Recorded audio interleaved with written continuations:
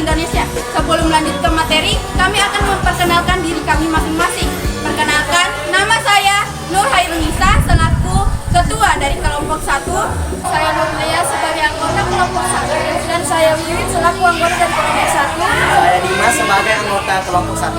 Saya Budina sebagai anggota kelompok 1. Saya Ahmad Arif sebagai anggota dari kelompok 1. Saya Faiz sebagai anggota kelompok 1.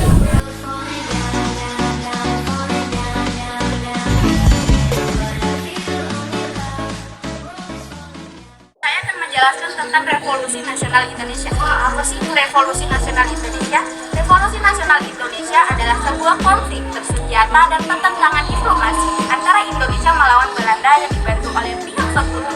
Peristiwa ini terjadi mulai dari proklamasi kemerdekaan pada tanggal 17 Agustus tahun 1945 sampai pengakuan kemerdekaan bangsa Indonesia oleh pihak Belanda pada tanggal 29 Desember tahun 1949. Latar belakang munculnya Revolusi Indonesia, pergerakan nasionalis untuk mendukung kemerdekaan Indonesia dari kerajaan Belanda seperti Bung Tomo, Partai Indonesia, Serikat Islam, dan Partai Komunis Indonesia tumbuh dengan cepat pada masa pertengahan abad ke-20. Pergerakan nasional tersebut memprakarsai strategi kerjasama dan mengirim wakil mereka ke Kompan Dewan Rakyat dengan harapan Indonesia akan diberikan hak memerintah sendiri tanpa ada campur tangan dari Belanda.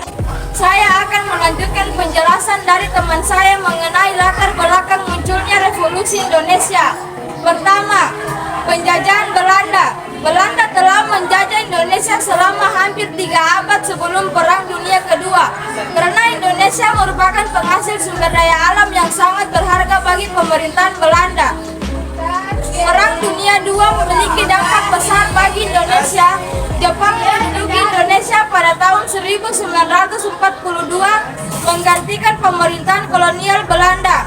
Namun setelah kekalahan Jepang pada tahun 1945, Belanda ingin merebut kembali bekas negara penjajahan mereka yaitu bangsa Indonesia.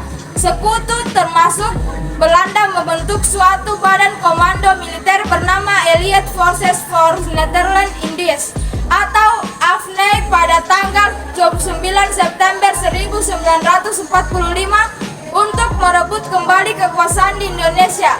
Mengetahui hal tersebut, tanah air tentu tidak tinggal diam. Masyarakat pun mulai bergerak untuk melakukan perlawanan yang berujung terjadinya perjuangan Revolusi Indonesia. Kedua, adanya ketidakpuasan sosial dan ekonomi di masyarakat terutama di kalangan petani dan buruh yang menjadi faktor penting dalam mendorong terbentuknya revolusi. Tiga, tentunya karena adanya semangat nasionalisme masyarakat kaum muda maupun kaum tua untuk membebaskan diri dari penjajahan Belanda. Sejak awal ke-20 menggerakkan nasionalisme Indonesia telah tumbuh besar tokoh-tokoh seperti Pak Soekarno dan Pak Muhammad Hatta yang memimpin dan menuntut kemerdekaan bangsa Indonesia. Ini keempat, perjuangan militer. Lama revolusi, banyak tokoh-tokoh atau kelompok bersenjata seperti Tentara Nasional Indonesia dan Gerakan Pemuda Indonesia melawan pasukan Belanda. Contoh pertempuran melawan sekutu secara militer maupun fisik itu seperti 1. Pertempuran Surabaya, 2. Pertempuran Ambarawan sampai Manggalang, 3. Bandung Lautan Api, 4. Pertempuran Bedang Area, 5. Keputan Pangarana, 6. Perjuangan bersenjata di Sulawesi. Upaya diplomasi. 1. Terjadinya perundingan Linggarjati antara bangsa Indonesia dan Belanda di Linggarjati, Jawa Barat. Persetujuan tersebut menghasilkan persetujuan mengenai status kemerdekaan Indonesia. Perundingan dilakukan pada tanggal 11 sampai 15 November tahun 1946 dan telah ditandatangani secara sah oleh kedua negara pada tanggal 25 Maret tahun 1947. Kedua, pada tanggal 21 Juli tahun 1947, Belanda meluncurkan serangan militer pada tengah malam 20 Juli tahun 1947 sebagai bentuk agresi militer Belanda pertama. Tujuan utama agresi ini adalah untuk menghancurkan kekuatan republikan. Wilayah yang diserang ialah Jawa dan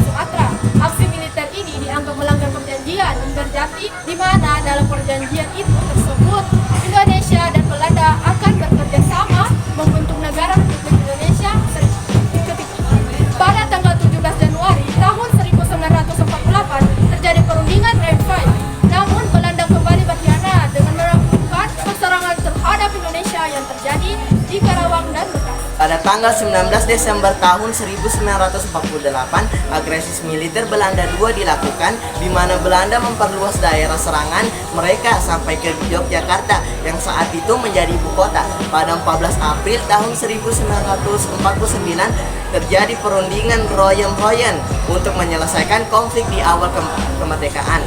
Pada tanggal 19 sampai tanggal 22 Juli tahun 1945 dan 30 sampai tanggal 2 Agustus tahun 1949 dilakukan konferensi inter-Indonesia dan memulihkan kedaulatan Republik Indonesia tanpa syarat. Pada tanggal 22 Agustus sampai 2 November pada tahun 1949 dilakukan konvensi meja bundar yang menyelesaikan Belanda bersedia mengangkut kedaulatan Indonesia.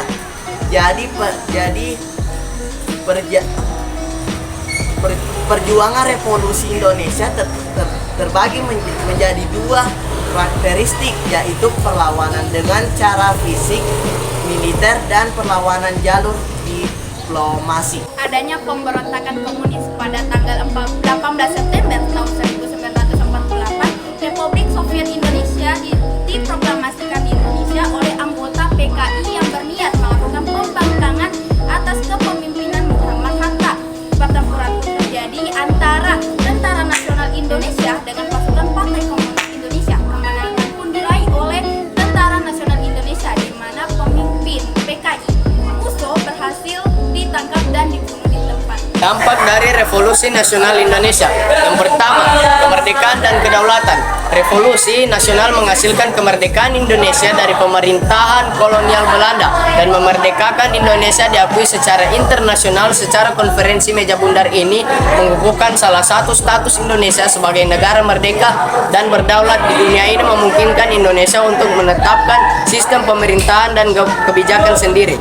Yang kedua, perkembangan politik revolusi menciptakan landasan bagi perkembangan sistem politik Indonesia, termasuk pembentukan pemerintahan, partai politik, dan institusi-institusi demokrasi. Ketiga, pemberdayaan masyarakat revolusi meningkatkan kesadaran masyarakat tentang peran mereka dalam membangun dan membentuk nasib negara. Keempat, pertahanan kedaulatan. Kemerdekaan mengajarkan pentingnya mempertahankan dan mengamankan kedaulatan negara. Kelima, banyaknya penduduk Indonesia yang meninggal dalam gerakan revolusi Indonesia. Perkiraan yang meninggal dalam peperangan untuk kemerdekaan Indonesia berkisar dari 2.000 sampai 100.000 jiwa. Dan rakyat sipil diperkirakan meninggal sekisaran 6.000 atau mungkin mencapai 100 jiwa. Sekian dari kami kelompok 1. Mohon maaf jika ada kesalahan. Wabillahi taufiq wal hidayah. Wassalamualaikum